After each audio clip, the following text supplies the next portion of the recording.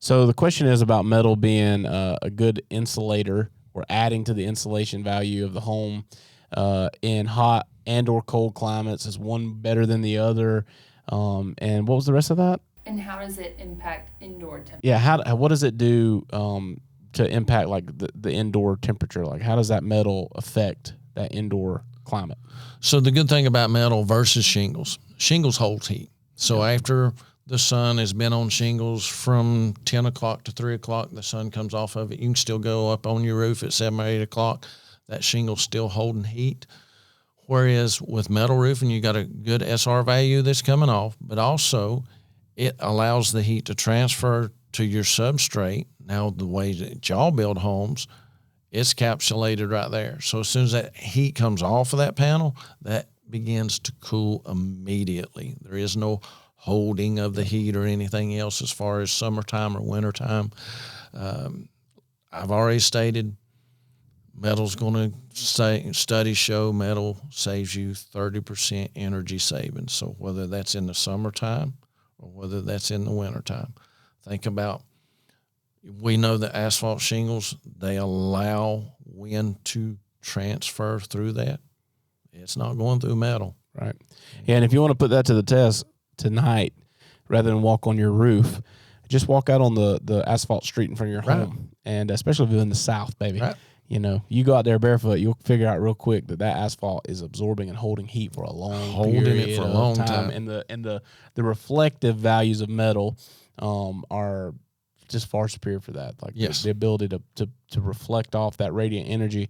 And then there's other things that the homeowner can do that it's added expense to them. I mean, there is solar heat shields that you can lay down underneath. To anybody that gets into all those real cost effectiveness things that's going to save them money down the road, there's a lot of things out there that really adds to what metal already does. I mean, there's been a few houses that they've had to put air exchange systems in because it just got so tight. Yep. Oh yeah. Yeah, we've put some of those in several of the homes we built, especially in like closed cell applications. Yep. What else you got?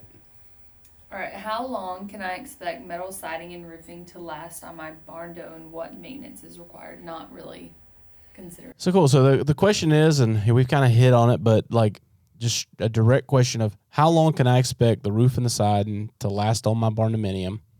And then what would the maintenance look like? And we'll do it from the perspective of that they have tough rib, roof, and wall. Okay. Tough rib, roof, and wall. Okay. Metal's going to last you your lifetime, your kids' lifetime, your grandchildren's lifetime, unless God decides to send a tornado, a hurricane, or a hailstorm that's going to throw softballs down. So it's going to last those lifetimes. I mean, are you going to get fading issues over those lifetimes? You are, but it's going to last you that amount of time. You're never going to have to paint. It's low maintenance. I mean, the only maintenance that you're going to get into, and there's a lot of people that they don't understand about the cleaning of metal, and they think they need to use all these harsh chemicals. Please listen, do not use harsh chemicals, okay? You shouldn't use it on your vinyl. You're not going to use it on your LP Smart Side, and you're not going to use it on your Hardy. Don't use it on metal. I don't think anybody goes, do you wash your Tahoe in Purple Power? No, sir. The best thing to clean metal with, really, just nice, warm water.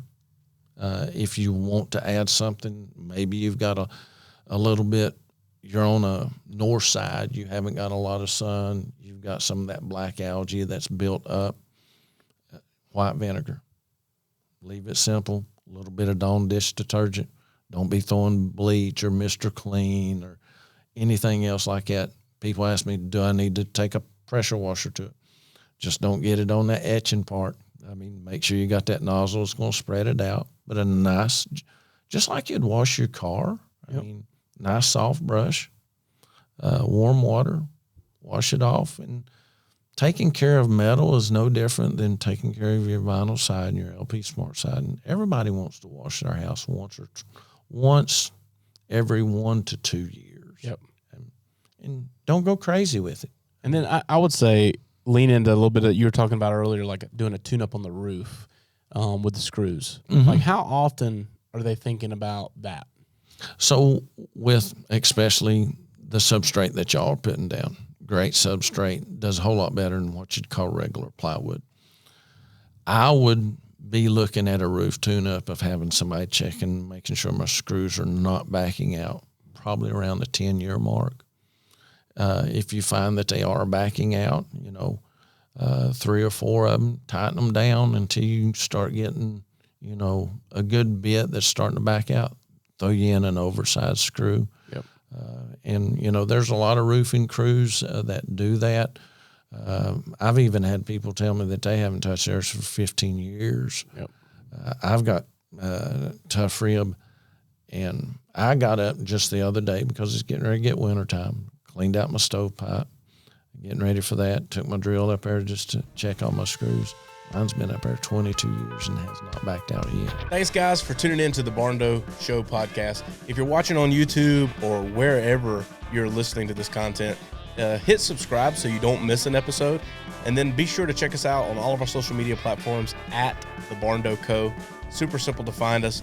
And then when you're ready to dive in a little more, maybe look around some of our available floor plan options or take a look at the gallery of our work, or maybe you're ready to connect with our team and explore what it looks like to build your dream barndominium, you can visit us online at thebarndoco.com.